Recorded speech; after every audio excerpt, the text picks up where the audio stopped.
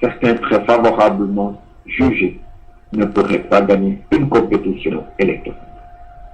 Cela dit, la méthode sélective ne détermine pas le contenu particulier des caractéristiques distinctives et jugées positivement qui font que les candidats sont élus. De telles caractéristiques sont déterminées par les préférences des électeurs, c'est-à-dire par les citoyens ordinaires. Les électeurs choisissent leurs qualités distinctives qu'ils veulent trouver dans leur représentant. Ces qualités peuvent consister en une qualité de choses, y compris en une capacité exceptionnelle à exprimer et à diffuser une opinion politique donnée. Même dans ce cas, nous avons toujours affaire à des élites, au sens où ces personnes qui sont exceptionnellement capables de défendre une opinion possèdent un talent que l'on part la plupart des gens partageant la même opinion. C'est la signification qu'on attache au terme élite. On ne pense pas. Nous ne pensons pas. Cependant, que les arguments que nous venons d'avancer équivalent à une position élitiste. L'élitisme, en tant que position normative, affirme qu'il est désirable que les gens qui sont objectivement supérieurs aux autres occupent des positions supérieures. La théorie de la représentation n'implique pas une telle position. D'abord, nous ne défendons pas l'idée que les élections sélectionnent des candidats objectivement supérieurs à leurs électeurs.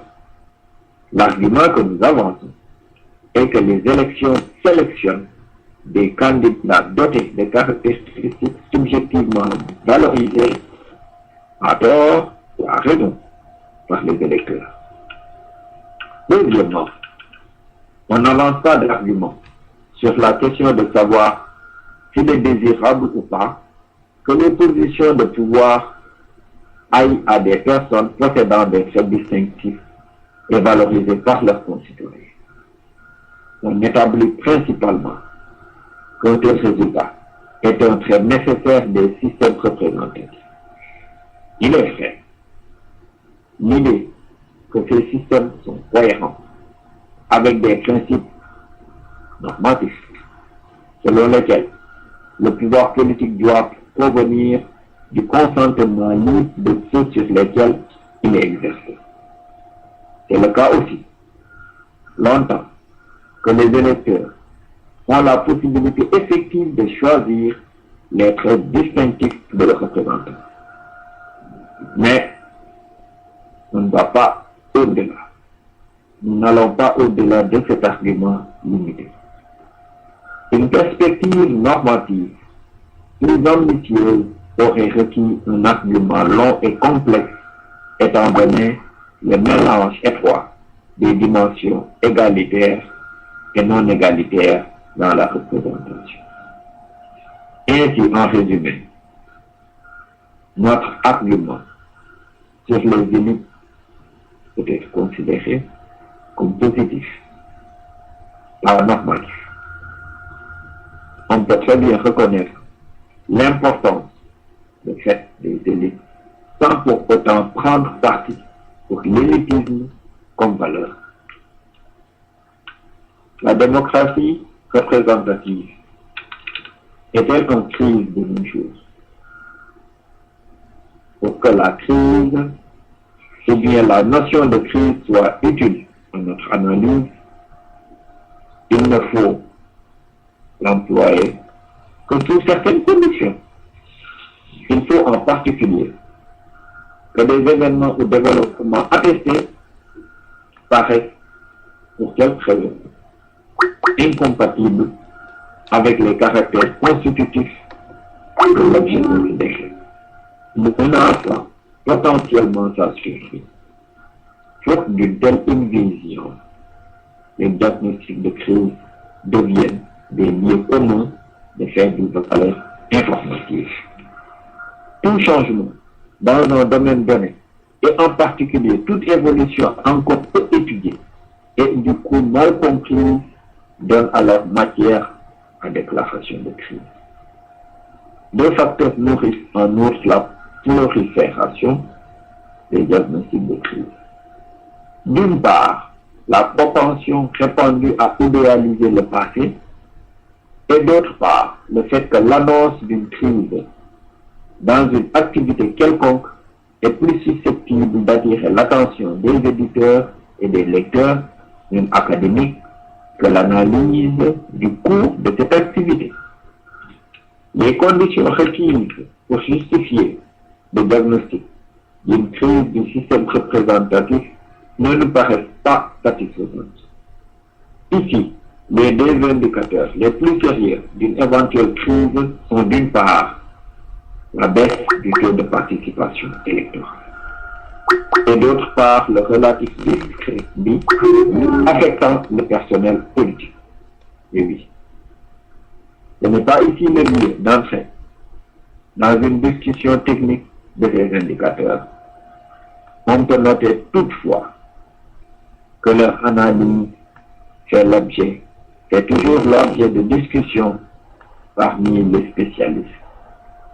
Et surtout, les raisons pour lesquelles les développements reflétés par ces indicateurs seraient incompatibles avec la constitution du gouvernement représentatif n'apparaissent pas claires.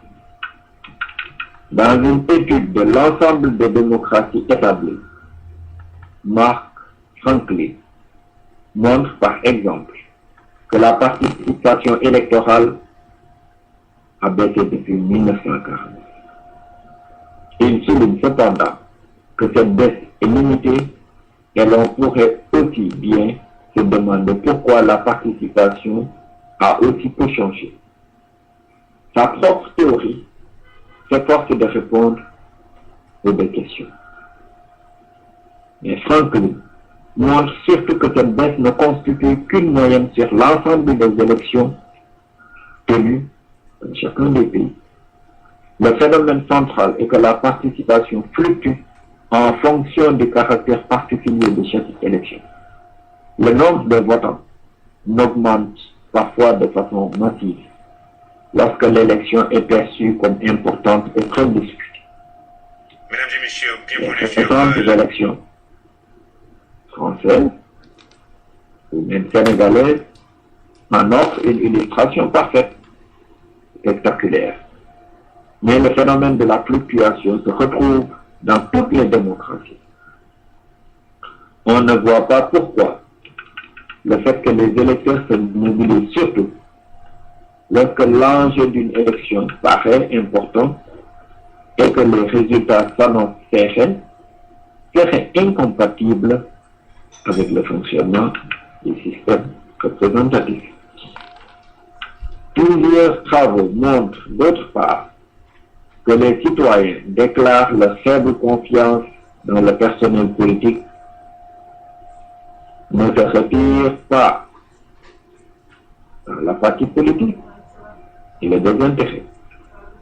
Ils sont au contraire plus susceptibles que la moyenne de s'engager dans des formes de participation politique diverses, non électorales ou électorales. La viabilité du système représentatif serait sans doute menacée si les citoyens cessaient systématiquement de lui porter intérêt et de prendre part aux différentes formes d'action politique qui le rendent. Tel ne semble pas être le cas. Le tableau qui se dessine est plutôt celui d'un changement dans le rythme et les modalités de l'engagement politique. Rien n'indique que le système soit incapable de s'adapter à de telles évolutions. Les institutions représentatives ont déjà fait la preuve de leur adaptabilité. Que les agencements établis au XVIIIe siècle et survécus aux dislocations sociales engendrées, par exemple en Europe, par la révolution industrielle sur le continent africain, sur le continent américain, par la série des indépendants, servant même à pacifier le conflit de la en l'illustration la plus impressionnante. Cette capacité d'adaptation n'est pas seulement un fait d'expérience, on peut en discerner les raisons. D'une part, comme nous le disons, le système est composé, donc formé de plusieurs éléments entre lesquels les relations ne sont pas rigoureusement fixées. Ainsi, le dispositif confère l'autorité de décider aux élus seuls, mais il établit aussi la liberté de manifester opinion et revendications. Le poids que les élus doivent donner à ces manifestations n'est pas rigidement déterminé. Cette marche d'indétermination rend le message justement possible.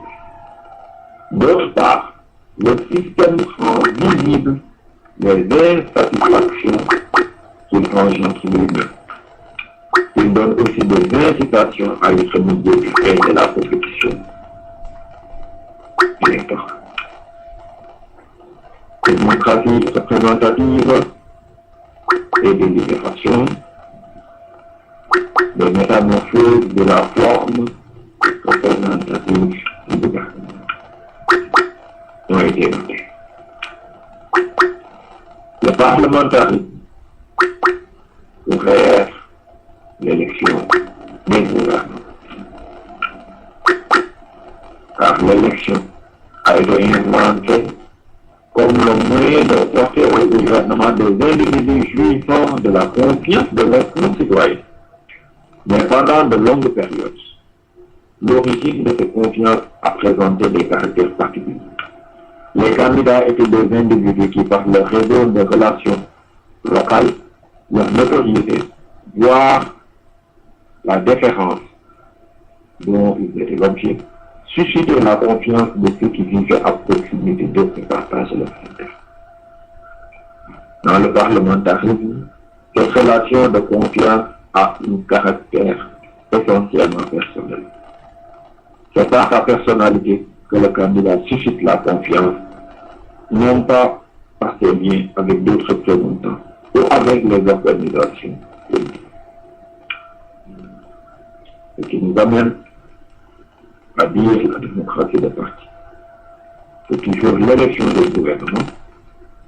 L'élection des gouvernements, l'étendue du corps électoral, consécutive à l'élargissement du droit et une décision personnelle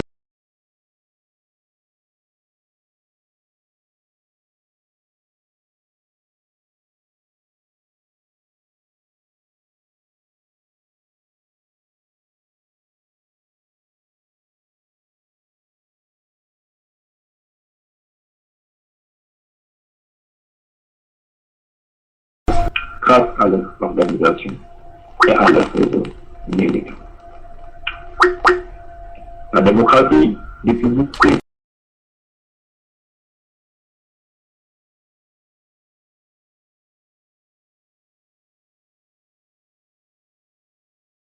est remarquable dans l'analyse des résultats électoraux. Jusque dans les années 70, la plupart des études électorales arrivaient à la conclusion que le comportement électoral s'expliquait pour l'essentiel par des caractéristiques sociales, économiques et culturelles des citoyens. Or, de nombreux travaux soulignent qu'il n'en va plus ainsi aujourd'hui. Les résultats du vote peuvent varier significativement d'une élection à l'autre, alors même que les caractères sociaux, économiques et culturels des électeurs restent à peu près identiques pendant la période considérée. En conclusion, on peut dire qu'il y a la crise de structure institutionnelle, la crise de l'État-nation, particulièrement